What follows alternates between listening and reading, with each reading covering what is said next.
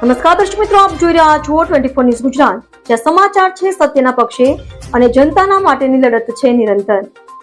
ગુજરાતના દરેક ખૂણામાંથી લોકલથી લઈને નેશનલ સુધી દરેક ઘટના, દરેક હકીકત સૌથી પહેલા અને સૌથી સાચી રીતે ફક્ત અહીં. હું છું અર્પિતા પટેલ. ચાલો શરૂ કરીએ આજના મુખ્ય સમાચાર. ડભોઈમાં શાકભાજીની મોંઘવારીનું સંકટ, ગરીબ અને મધ્યમ વર્ગની થાળીમાંથી લીલા શાકભાજી ગાયબ. ડભોઈ શિયાળાની શરૂઆત સામાન્ય રીતે ખેડૂતો અને ગ્રાહકો બંને માટે હરખ લઈને આવે છે, કારણ કે આ સિઝનમાં લીલા શાકભાજીનું વિપુલ ઉત્પાદન થાય છે અને તેના ભાવ સામાન્ય રીતે નીચા રહે છે. જો કે આ વર્ષે ડભોઈ શહેર અને આસપાસના તાલુકામાં પરિસ્થિતિ તદ્દન વિપરીત છે. શાકભાજીના ભાવોએ એવો ઉછાળો માર્યો છે કે સામાન્ય માણસની કમર તૂટી ગઈ છે અને કિચનના બજેટમાં મોટું ગાબડું પડ્યું છે. મોંઘવારી પાછળનું મુખ્ય કારણ કુદરતનો કહેર. સ્થાનિક બજારોના સૂત્રો અને ખેતીવાડી વિભાગના જણાવ્યા મુજબ શાકભાજીના આ અસામાન્ય ભાવ વધારાનું મુખ્ય કારણ કમોસમી વરસાદ અને તેના પરિણામે થયેલ પાકને ભારે નુકસાન છે. છેલ્લા કેટલાક સપ્તાહોમાં પડેલા કમોસમી વરસાદને કારણે ખેતરોમાં ઊભા શાકભાજીના પાકને મોટો ફટકો પડ્યો છે, જેના કારણે ઓછો ઉતારો. વરસાદના લીધે પાકનો ઉતારો અપેક્ષા કરતાં ખૂબ જ ઓછો આવ્યો છે. તેની ગુણવત્તા પણ વરસાદને કારણે બગડી છે. નહિવત આવક. બજારમાં શાકભાજીની આવક ખૂબ જ ઘટી ગઈ છે, જેના કારણે માંગની સામે પુરવઠો સાવ ઓછો છે. ભાવ આસમાને. 20 રૂપિયાનું શાક 100 રૂપિયામાં. ભાવ વધારાની અસર એટલી ગંભીર છે કે જે શાકભાજી પહેલા સામાન્ય ભાવે સરળતાથી મળતા હતા, તે આજે ખરીદવું ગરીબ અને મધ્યમ વર્ગ માટે લગભગ અશક્ય બની ગયું છે. રીંગણા, જેનો ભાવ સામાન્ય રીતે પ્રતિ કિલો 20 રૂપિયા હોય છે, તે આજે ₹100 કિલો પ્રતિ કિલોના ભાવે વેચાઈ રહ્યા છે. દૂધી, જે ફક્ત 15 થી 20 કિલો મળતી હતી, તે સીધી ₹100 પ્રતિ કિલોને પાર કરી ગઈ છે. તુવેર સિંગ, જે શિયાળાની સિઝનનું મુખ્ય શાક ગણાય છે, તે પણ ₹100 પ્રતિ કિલોના ભાવે બજારમાં મળી રહ્યું છે.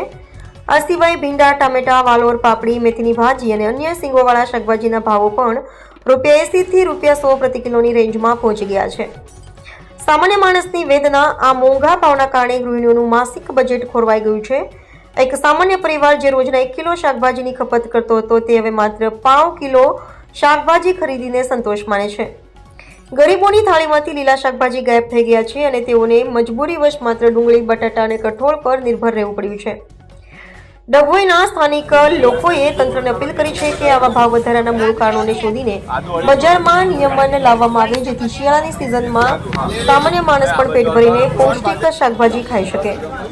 શાકભાજીનું નામ. પ્રતિ કિલોગ્રામ ભાવ આશરે રીંગણ 100, તુવેર સિંગ 100, દૂધી 100, વાલોર પાપડી 100, મેથીની ભાજી 100, ચોરી સિંગ 100, ગવાર સિંગ 100, ભીંડા 80, ટામેટા 80. નમસ્કાર.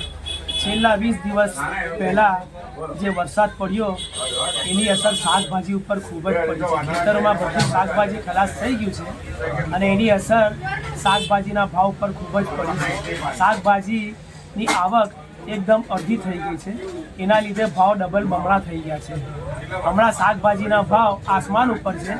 રીંગણા 100 રૂપિયા કિલો થઈ ગયા છે, તુવેર 100 રૂપિયા કિલો થઈ ગઈ છે, ભીંડા 80 રૂપિયા કિલો છે, પાપડી 100 રૂપિયા કિલો છે, ગવાર 100 રૂપિયા કિલો થઈ ગઈ છે અને બધી ભાજી બી 100 રૂપિયા કિલોની આસપાસ બધો ભાવ પડે છે.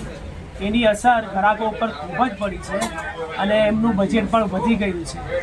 ગ્રાહકને હમણાં 2 છેડા ભેગા કરવા મુશ્કેલ થઈ ગયા છે. શાકભાજીના ભાવને લીધે ગ્રાહકી ઉપર બી બહુ જ અસર પડી છે અને બજારમાં ગ્રાહકી ઓછી થઈ ગઈ છે.